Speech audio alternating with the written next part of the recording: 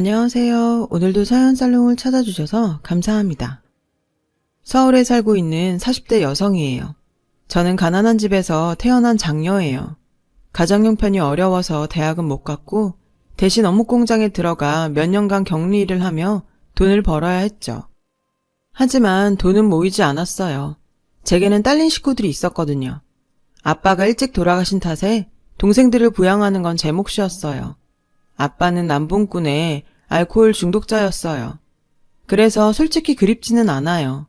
어머니는 능력이 없으셔서 제게 많이 기대셨고 둘째 동생이 사회생활을 시작하기 전까지 집안의 경제적 책임은 거의 제가 졌다고 보시면 돼요. 그래도 둘째 동생은 식구들 중에 제일 공부머리가 있어서 대학에 붙었어요. 그래서 제가 동생 학비를 4년 내내 보내주었죠. 물론 동생도 틈틈이 알바를 해서 지 생활비는 벌었고요. 저는 20대가 돼서도 우동 한 그릇을 마음대로 사 먹지 못했어요. 늘 빠듯했으니까요. 그러니 주변 친구들처럼 외모를 가꾸고 꾸미는 건 생각도 할 수 없었죠. 다행히 동생들이 일찍 철이 들어서 사회생활을 하면서부터는 제 부담이 많이 사라졌어요. 그때 제 나이가 27살이었어요. 고기도 먹어본 놈이 먹는다고 하죠. 막상 제가 번 돈을 나를 위해 쓸 수 있게 되고 나니 도통 어디에 써야 할지를 모르겠더라고요. 그러다 처음으로 파마를 하고 싶다는 생각을 하게 됐어요. 형편 탓에 매번 미용실에 가서도 커트만 했거든요. 앞머리 같은 건 그냥 집에서 대충 잘랐고요. 미용실에서 파마를 하고 거울을 보는데 제 모습이 너무 마음에 들지 뭐예요. 그날부터 제 꿈을 미용사로 하기로 했어요. 미용사가 되면 제 파마는 공짜잖아요. 그렇게 저는 평일에는 격리 일을 하고 주말에는 미용학원을 다니며 자격증을 땄어요. 솔직히 몸은 힘들었지만 마음이 그렇게 가봐였던 적이 없어요. 자격증을 딴 뒤 저는 꽤 규모 있는 헤어샵에서 스텝으로 일하며 경력을 쌓았어요. 남편은 제 첫 커트 손님이었죠. 전 첫 손님을 맞자 너무 당황한 나머지 망치고 말았어요. 손님 머리에 500원짜리 동전만한 땜빵을 만든 거죠. 정말 크게 혼이 날 게 분명했어요. 최악의 경우엔 해고였고요. 그런데 남편의 반응은 의외였어요.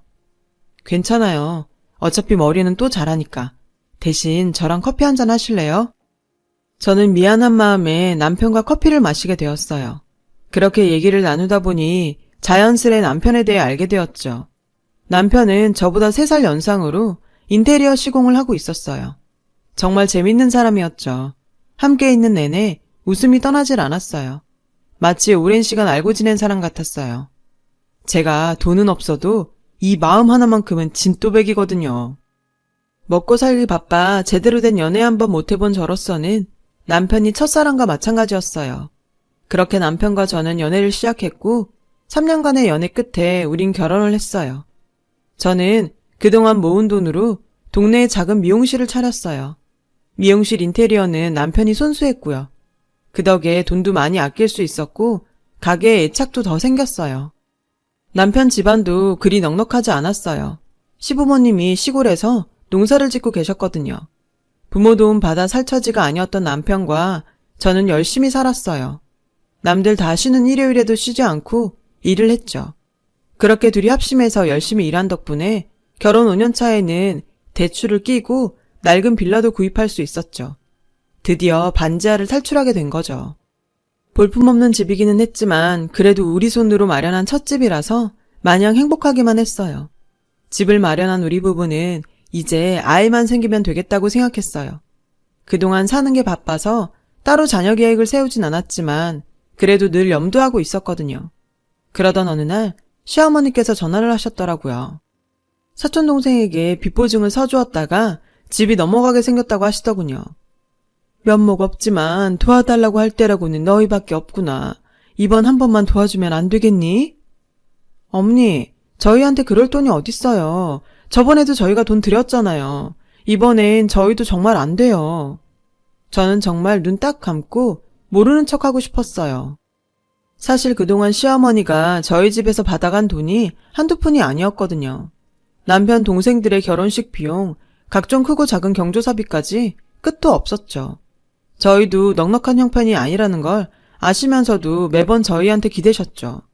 그때마다 이렇게 말씀하셨고요. 너희는 돈 들어갈 애가 없잖니. 애만 있어도 내가 이런 부탁 안 했다. 종수한테는 비밀로 하고, 알았지? 제 아킬레스건을 건드리시며 당신 아들한테 함구하란 말도 잊지 않으셨죠. 그럴 때면 전 아무 말도 할 수 없었어요. 어머님 앞에서 저는 어쨌든 애 못 낳은 죄인이니까요. 결국 이번에도 시어머니의 돈 문제를 해결해 드리기로 했어요. 그 즈음 저는 단골 손님이 늘어 하루 종일 서서 일을 해야 했어요. 너무 무리를 했던 탓일까요? 저는 손님 머리에 염색을 하던 중 그만 그대로 쓰러져 버렸지 뭐예요. 손님의 신고로 구급차에 실려갔다는데 기억이 하나도 없었어요. 눈을 떠보니 병원이더군요. 이런저런 검사를 한 뒤 결과를 확인한 의사 선생님이 제 침상으로 오셨어요. 그런데 표정이 좋지 않더라고요. 그리고 의사 선생님 입에서 나온 말은 너무나 충격적이었어요. 환자분, 임신하신 걸 모르셨나요? 임신 초기라 안정이 필요했는데 안타깝지만 유산되셨습니다. 몇 가지 검사를 더 해봐야 할 것 같으니까 일단 안정을 취하고 계세요. 믿을 수가 없었어요. 제가 임신이라뇨. 저는 제가 임신한 줄도 몰랐거든요. 알았다면 그렇게 무리하지 않았겠죠. 단지 스트레스 때문에 생리가 며칠 늦는다고 생각했을 뿐인데. 유산됐다는 얘기를 들은 남편은 그 자리에서 엉엉 울었어요. 의사 선생님 말이 제가 자궁이 약한 편인데 유산 후에 상태가 더 안 좋아져서 임신 확률이 희박해졌다고 하더라고요. 청천벽력과도 같은 말에 저는 아무 말도 할 수 없었어요. 그저 눈물만 흐르더군요. 그날 이후 저는 한동안 우울증에 빠져서 미용실도 열지 않고 집안에 틀어박혀 지냈어요. 여보, 나는 자식 낳으려고 당신이랑 결혼한 거 아니야. 난 당신만 있으면 돼. 그러니까 다른 생각하지 말고 서로만 보고 살자. 응? 우리만 행복하면 되는 거야. 시래에 빠져있던 저를 구한 건 남편의 따뜻한 말 한마디였어요. 그렇게 저희 부부는 둘이서 서로를 바라보며 열심히 살았어요. 하지만 전 잘 알고 있었어요. 남편이 아이들을 좋아한다는 걸요. 가끔 남편과 장을 보러 마트에 가면 그이의 눈은 어김없이 마트에서 뛰어다니는 아이들한테 가 있었거든요. 저는 그 모습을 못 본 척 해야 했어요. 둘만 지내면 적적할 것 같아서 우리는 유기견 센터에서 잡종 강아지 한 마리를 데려와 키우게 되었어요. 전에 살던 집에서 파양당했다는데 그렇게 그늘진 표정의 개는 처음 봤어요. 마치 자기가 버려진 걸 아는 것만 같았죠. 그래서 더더욱 녀석을 보다듬게 됐어요. 이름은 콩이라고 짓고 자식처럼 키우게 되었죠. 수제 간식도 해먹이고 어디를 가든 늘 데리고 다녔어요. 그러던 어느 날 생리가 끊겼어요. 유산 몇 달 후부터는 꼬박꼬박 주기를 넘긴 적이 없었거든요. 저는 날짜 계산을 해보고 임신일 거라고 생각했어요. 100% 불임이 아닌 확률이 희박한 아님이었기 때문에 임신 가능성이 있다고 믿었으니까요. 저는 떨리는 마음으로 일단 산부인과를 찾아갔어요. 괜히 섣불리 남편에게 알렸다가 혹여 실망하는 모습을 보게 되지 않을까 걱정이 됐거든요. 그런데 불행은 늘 예기치 못한 순간에 찾아오는 건가 봐요. 간단한 검사를 하고 로비에서 결과가 나오기를 기다리고 있었어요. 병원에는 배가 볼록 나온 임산부와 그런 아내를 따라온 남편들이 많이 보이더라고요. 나에게도 저런 날이 올까 생각하며 눈시울을 붉혔어요. 그때였죠. 간호사가 제 이름을 부르더라고요. 안내에 따라 진찰실에 들어가 보니 의사 선생님이 기다리고 계시더라고요. 환자분께 어떻게 말씀드려야 할지 보호자분은 같이 안 오셨나요? 의사 선생님은 저를 보시며 한동안 말씀을 아꼈어요. 절대 좋은 소식이 아니란 걸 직감했죠. 선생님, 괜찮으니 말씀해 주세요. 제가 무슨 병이라도 걸린 건가요? 가벼운 거겠죠? 자궁경부암이었어요. 그것도 3기요. 내가 암에 걸렸다니 믿을 수가 없었어요. 병원에서 나온 저는 혼자 바다를 보러 갔어요. 오만 가지 감정이 튀어나왔죠. 세상이 원망스럽고 왜 나한테만 이런 시련을 주는 건지 화가 나고 억울한 마음뿐이었어요. 그 순간 많은 생각이 들더군요. 가족 중 한 명이 아프면 가족 모두가 환자가 된다고 하잖아요. 저야 곧 죽을 수도 있지만 남겨질 남편이 너무 걱정되었어요. 저밖에 모르는 착한 사람이니까요. 집에 돌아오자 남편은 걱정 가득한 얼굴로 어딜 갔다가 이제야 오냐고 하더군요. 그런 남편을 보니 눈물이 날 것 같았어요. 하지만 남편 앞에서 눈물을 보일 수는 없었어요. 그랬다가는 남편이 제 병에 대해 눈치채게 될 테니까요. 다른 건 몰라도 남편에게 제 병수발을 들게 하고 싶지는 않았어요. 그러기 위해서는 남편한테만큼은 철저히 비밀로 붙여야 했어요. 저는 남편 몰래 암투병을 시작했어요. 치료 후 수술을 해야 하는 상황이었는데 그때까지는 비밀로 하고 싶었어요. 치료를 위해 병원에 갈 때마다 의사와 간호사는 제게 매번 보호자 없이 혼자 왔냐고 물었어요. 그럴 때마다 저는 가족이 없다고 했고요. 그렇게 3개월 정도 지났을까요? 제가 남편과 밥을 먹다가 식탁에서 그만 코피를 흘리고 쓰러졌지 뭐예요. 저를 데리고 병원에 갔던 남편은 결국 제 병을 알게 되었어요. 남편은 정말 불같이 화를 냈어요. 남편이 그렇게 화가 난 건 처음 봤어요. 왜 지금까지 나한테 말 안 했어? 당신은 나를 뭐라고 생각하는 거야? 그동안 왜 나한테 말도 안 하고 속였던 거냐고. 당신이 이렇게 아픈데. 남편은 저를 끌어안고 울었어요. 그날 밤 저는 남편한테 모든 걸 다 사실대로 말했어요. 당신한테 해준 것도 없는데 아픈 마누라 병수발까지 시키기 싫었다고요. 이혼해 줄 테니 좋은 사람 만나서 새 출발하고 살라고 말이죠. 그냥 내 뜻대로 해줘요. 그게 내 마지막 소원이에요.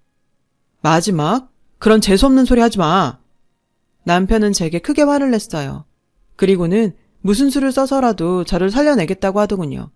그러니 마음 단단히 먹고 치료에만 전념하라고요. 저는 수술을 위해 병원에 입원했어요. 그런데 꼬박꼬박 병원에 오던 남편이 언제부턴가 병원을 찾아오는 횟수가 현저히 줄기 시작하더라고요. 하지만 병원에 오면 엄청 잘해주었어요. 같은 병실 사람들과 간호사들한테 저를 잘 부탁한다고 먹을 것도 수시로 사다 날랐죠. 저는 병문안을 온 친구에게 이 사실을 말했어요. 그러자 친구는 혹시 남편이 바람난 거 아니냐고 하더군요. 네 남편이 그럴 사람이 아니란 건 알지만 요즘 그런 사람들이 좀 많니? 이런 말하기 뭐하지만 너무 믿지 마. 몸이 아프다 보니 마음도 약해지더군요. 친구에겐 그럴 일 없다고 말했지만 솔직히 흔들렸어요. 제 입으로 다른 여자 만나 행복하라고 했지만 이렇게 빠를 줄은 몰랐거든요. 하루는 남편에게 요즘 바쁘냐고 물었어요. 그랬더니 일도 많이 들어오고 등산 모임에서 운동을 한다더라고요. 자기도 몸이 건강해야 저를 간호할 게 아니냐면서요. 병문안 온 친구에게 이 얘기를 또 했더니 친구는 바람난 게 확실한 것 같다고 딱 잘라 말했어요. 바람 맞네. 생전 산도 안 타던 사람이 무슨 등산 모임? 네 남편 그렇게 안 봤는데 사람이 어떻게 이러냐? 너도 남편 너무 믿지 마. 너 죽으면 보험료 다 거기로 들어갈 텐데 억울하지도 않냐고. 친구 말을 들으니 오히려 안심이 됐어요. 정말 남편에게 다른 사람이 생긴 거라면 차라리 다행이라고 생각했거든요. 저도 사람인지라 야속한 마음이 없었다면 거짓말이겠지만요. 친구가 가고 한참 생각에 빠졌어요. 남편이 만나는 여자가 어떤 사람인지 궁금했거든요. 우습게도 그 여자는 애를 낳을 수 있는 건강한 몸을 가진 사람이면 좋겠다고 생각했어요. 병원 생활을 하니 몸도 마음도 많이 답답했어요. 하루 종일 아픈 사람들하고 지내다 보니 기분도 많이 다운되었고요. 그래서 의사 선생님께 며칠 외출 허락을 받았어요. 집에서 남편과 함께 며칠을 보냈어요. 저는 진심을 담아 남편을 설득했어요. 이제라도 좋은 사람 만나라고요. 그러다 내가 진짜 딴 여자라도 만나면 어쩌려고. 남편은 그런 소리 하지 말라며 제가 이럴 때마다 가슴이 찢어진다고 했어요. 남편의 이런 반응에 저는 더 이상 아무 말도 할 수 없었어요. 남편을 위해서라도 그게 낫겠다 생각했고요. 남편은 제가 집에 돌아오니 이제야 겨우 사람 사는 집 같다고 좋아했어요. 아침 저녁으로 암 환자에게 좋다는 음식들로 식탁을 차려주었어요. 고마우면서도 한편으론 미안했어요. 병원에 들어가기 전날이었어요. 남편이 등산 모임에 간다더군요. 저는 남편을 미행하기로 결심했어요. 남편의 외도를 응징하거나 따지려는 게 아니라 정말 그 여자가 궁금했어요. 남편과 앞으로 같이 살 여자이기에 제 눈으로 보고 확인하고 싶었어요. 집을 나서는 남편은 등산복으로 쫙 빼입고 있었어요. 배낭에 뭘 그렇게 담았는지 가방이 터질 것 같더군요. 저는 남편 뒤를 몰래 쫓았어요. 남편은 지하철을 타고 꽤 멀리 갔어요. 그러다 공기 좋고 유명한 산에 있는 역에서 내리더군요. 남편 말대로 등산 모임에 간 것 같았어요. 남편은 산 입구에서 어떤 여자와 만나 반갑게 인사를 나눴어요. 딱 봐도 아주 친한 사이 같았어요. 등산 모임이라더니 회원이라고는 여자와 남편 둘뿐이더라고요. 거리가 멀어서 무슨 얘기를 하는지 알아들을 수 없었지만 분위기만 봐서는 매우 다정해 보였어요. 여자는 제 또래로 남편이 만나는 여자가 틀림없었어요. 여자는 한눈에 보기에도 아픈 저와는 달리 건강하고 밝은 사람 같았어요. 겉모습도 인상도 괜찮아 보였고요. 혹시 이상한 여자를 만나면 어쩌나 걱정했는데 다행이었어요. 저는 두 사람의 모습을 휴대폰에 찍어두었어요. 그리고 곧바로 병원으로 돌아갔어요. 며칠 후 병원에 온 남편에게 그날 찍은 사진을 보여주었어요. 여보, 나 다 알아. 그러니까 나 때문에 숨기지 않아도 돼. 내가 말했잖아. 좋은 사람 만나라고. 괜찮은 사람 같더라. 그러니까 몰래 만나지 말고 이 여자랑 살아도 돼. 당신이 생각하는 그런 거 아니야. 당신은 병원에서 치료받을 생각이나 하지. 왜 거기까지 따라온 거야? 그러다 또 쓰러지면 어쩌려고. 남편은 되려 화를 내곤 뛰쳐나갔어요. 그 후로 남편은 한동안 병원에 찾아오지 않았어요. 서운하긴 했지만 이렇게라도 정리하는 게 맞다고 생각했어요. 며칠 뒤 웬 남자한테 전화가 왔어요. 남편과 통화하고 싶다고 하더군요. 누구길래 제 남편을 찾느냐고 물었더니 자신은 타일 시공업자라고 하더라고요. 남편 의뢰로 공사를 맡았는데 연락이 안 된다고 하더라고요.